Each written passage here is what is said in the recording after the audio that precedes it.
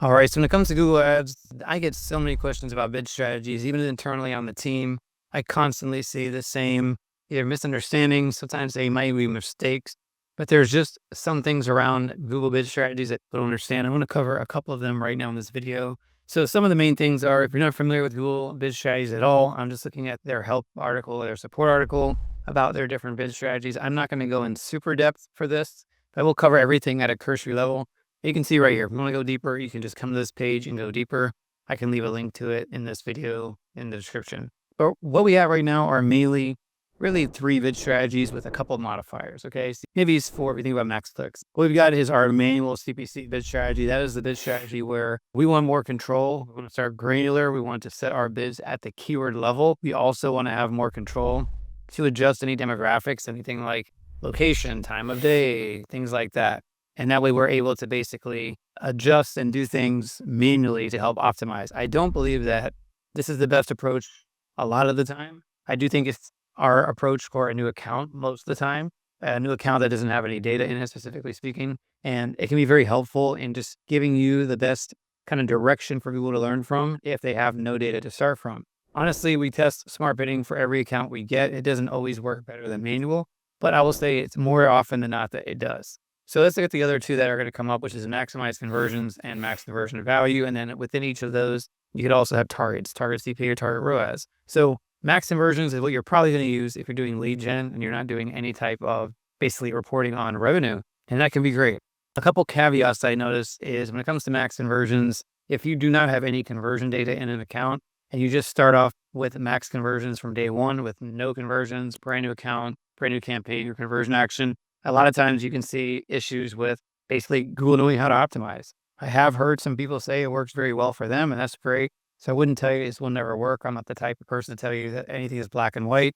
I'm just going to say that more often than not, Google does not have data optimized from. So I think max conversions is a great strategy to work into after you get enough leads. According to Google, it's 30 conversions or so in a 30-day period. I've seen it work with less. Again, more is better. And if it takes you a little bit more time to get there, it may be better to just do that. I'll start about split testing some of these in just a minute. But when it comes to max conversions, one thing that I've seen happen is where people use max conversions without a target CPA.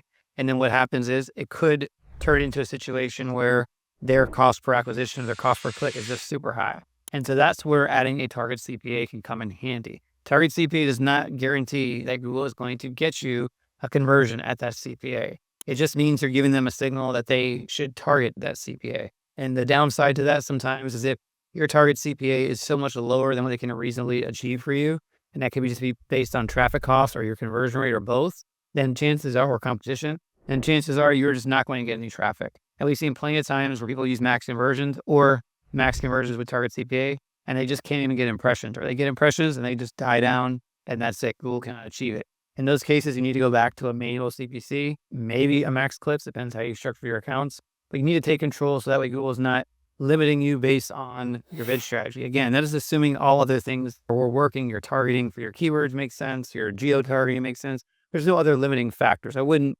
assume this is going to be the first place you might want to adjust.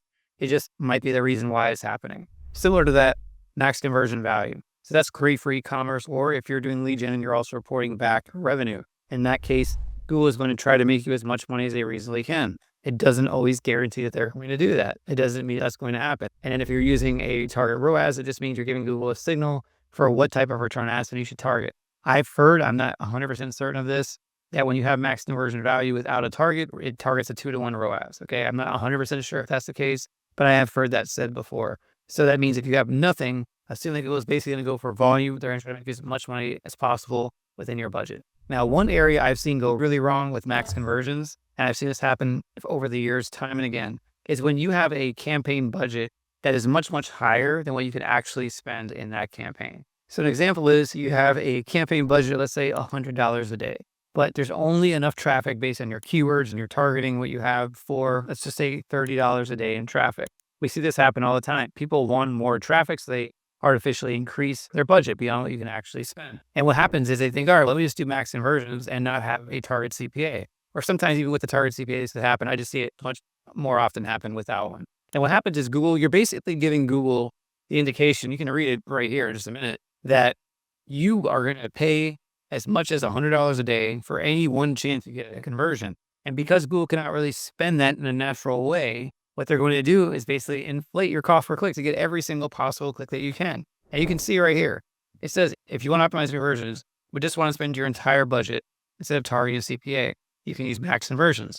And what I've seen is when that occurs, you've got this much higher daily budget than we can reasonably spend. Clicks you might have been paying 10 or 20 bucks for could be $50 or $60. I remember one time we worked on an account, it was a 6-figure a month ad budget.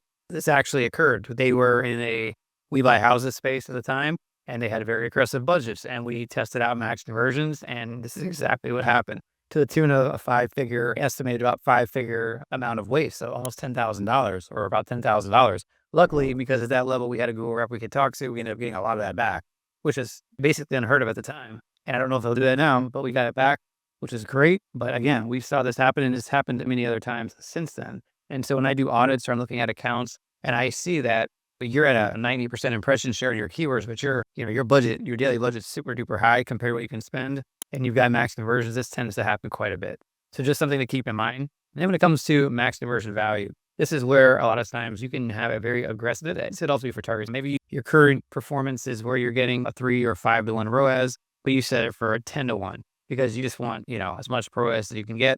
A lot of times what you're going to see is your traffic is going to drop like a rock. That's just how it happens. Or you remove your target ROAS. If you had one in there, maybe it was a reasonable one. You decide to remove it to go for volume. And now your ROAS looks more like a 2 to 1 or a 3 to 1. And it used to be a 5 or a 6 or a 10 to 1. These are just things that happen. You just have to understand how they work. I will talk about max clicks here as well. Max clicks is one that we've learned the hard way, is you always want to use this bid strategy with a CPC bid limit, which basically tells Google you cannot go above this amount per click. And they will actually honor that to the best of their ability. I have also never seen a time when you're using max click bid strategy, they can give you a warning that says limited by bid strategy. We've used max clicks before and we've had super high, like unreasonably high CPC bid limits, and we will always still get that error, or not even an error, just that warning. So I wouldn't worry about it. Some people maybe freak out and they think, oh my God, I'm missing out on something because I have this bid limit. No, it's just that Google would potentially spend even more had you given them the chance by not having a bid limit. So I wouldn't worry too much about that. The way we approach what to set your bids here is what is the average click cost for keywords like that in your market. If you're not sure what they are, use your gut, use a keyword tool if you want as a starting point. But basically the idea here is you want to give Google a little bit of wiggle room. If your average click is $3, you don't want to give them a $1 amount unless you're just going for as much traffic as you can get, even if you're off the first page. But for most people, they're not in that situation. Then you might want to give it a $3 bid, maybe $3.50, maybe $2.75, depending on what you're trying to do, if you're looking for more efficiency or more volume. So that's how I would do it. Same thing with manual bidding. It's really the same idea. In this case, it's going to be much more granular because you're bidding at the keyword level. In this case, I would be looking at impression share and also, of course, your target conversion like CPA or ROAS for that particular keyword. But keep in mind impression share. I think that goes to show for all of these things, but especially when you have a lot more control like manual CPC, or if you're doing max conversions and target ROAS, you're looking at the level where you can look at impression share. And generally, my rule of thumb is if you're above about 80 to 85% impression share, anything above that, you're probably paying a premium for those clicks. So what we try to do is optimize, unless we have a very aggressive client or budget or something like that, we're going to try to get all of our kind of keywords or ad groups and what we're talking about at that moment in that 80 to 85% range. If we're higher than that, we're going to probably reduce those bids a bit. If we're a lot lower than that, then we know we have room to push on it. So it's just one of those things where it comes to manual bidding, whether it's manual CPC or smart bidding, I should say. Impression share is something you're going to want to take a look at, because once you get above that 80 to 85% mark, I think the law of diminishing returns starts to kick in, and you're going to pay substantially more to show up more often. And some very competitive niches like water damage or We Buy Houses or things like that, I get it. You might need to be first. It's just not enough impressions and you just want to be as high as you can. Just understand what you're doing. Understand that if you want to fight for that position, you're probably going to be paying a premium. So when it comes to actually choosing a bid strategy, my recommendation, like we do it, is it's a brand new account. Again, we start with manual bidding, manual CPC. We start with a bid that is representative of what the average clicks are in that particular industry or market. And again, we'll do some research. Usually we just have a pretty good idea. And if you don't have a good idea, take your best guess, turn on the campaigns, keep an eye on them, look at them later that day, maybe the next day, and you'll start to see Google's warnings for below first page bid, or maybe you'll start to see your impression share is super low, and you can adjust things accordingly. Keep in mind, when Google gives you the below first page bid estimate, it does not mean you cannot get traffic. We've had plenty of accounts that, for one reason or another, maybe their conversion rate's just not as good as their competition, or the competition's willing to overpay because there's other ways they monetize, whatever that could be, or they just can't afford to be number one all the time. And we don't have to be. We could be below the first page and still get traffic. I'm not saying that's the goal. I'm not saying you should shoot for that. I'm just saying when Google tells you, hey, to be on the first page, you should increase to this. You don't always have to do that to get traffic. Hey, if you're ever going to scale things, you're probably going to have to do that. But just keep in mind, don't look at that as like that's your minimum CPC to actually get any traffic. The other thing is limit by budget. So not super related to bid, but I'll throw it in there because it is kind of related to spending in your budget, which is when you see a limit by budget warning in Google Ads, that's a pretty good indication that Google feels pretty positive they can get you more results if you just gave them more budget. Now, what you'll typically see is you click on that little red box around it. This is limited by budget. And your Google's going to give you some ranges. It'll say you're currently here. If you spend this much, you'll get potentially this much. If you spend more here, you'll get this much revenue or leads, whatever it is. We always take that with a grain of salt. So if we're spending $100 a day and Google's recommending $300 a day, we're probably, again, all things considered, we might start at 150, 200 a day.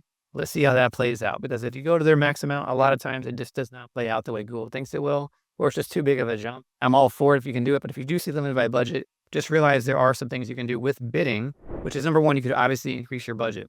But let's say you're maxed out. You can't increase your budget. Your client or this account really just doesn't have the budget to spend. They don't want to spend it, whatever that is. That means you should be looking at where do you trim down on CPCs, because now you can be more picky with your traffic. And that is typically the time when a below first page bid can still help you win because, hey, there's a lot more traffic available that your budget can absorb. So sometimes you can be picky, lower your CPCs a bit. Maybe you can shave off 10, 15, maybe 20% of your click costs in that kind of a scenario and still be similar in CPA. You might lose a little bit of volume. So you kind of have to play the volume game and make sure you don't lose too much volume. But that could be a really good indication that you can get traffic cheaper than you're getting it at the moment, and it might still work out for you. So hope it's helpful. When it comes to bid strategies, there's a lot of nuance and there's a lot of variables too. But those are some things that I've learned over the years for how we use bid strategies, how we start off. I did mention actually we would talk about split testing. The way we split test bid strategies is with Google Experiments. So let's just imagine for a moment, we have this new account, like I mentioned, and we are on a manual bid strategy. And it's been, let's just say 30, 60 days. We have enough conversions. And now we want to know, how does max conversions work for this account? What we'll do is create a Google experiment, a draft, and then we will usually do like a 50-50 budget split. Sometimes it's less, depends how volatile things might be or how worried we are that it might not work. But usually it's a 50-50 split. And then we will basically have the exact same campaign replicated in that experiment. The only difference being the bid strategy. And that gives you a real-time comparison live between manual bidding, smart bidding. And that test might run for a month. It might run for only several weeks. It's a big budget. It might even be longer than a month if it's their smaller budget to get a good sample for whether that works. If it does work, we'll graduate the experiment. And typically now we're in smart bidding. If it does not work, then we might want to iterate. Maybe we use max conversions, but the target CPA is just too high. So we'll add a target CPA in there and do another experiment and see if that helps a bit. Or maybe there's just some other factors that we didn't consider. So just something to keep in mind when it comes to split testing.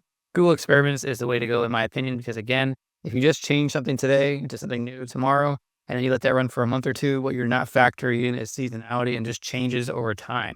So with Google Experiments, you're able to split it 50-50 at the same time. So that seasonality thing does not come into play. It's literally the best way you can split test, in my opinion. And that's what Google gave it to us for. So go ahead and use that. I hope that helps. If you have any questions, go ahead and comment below. And thanks for watching.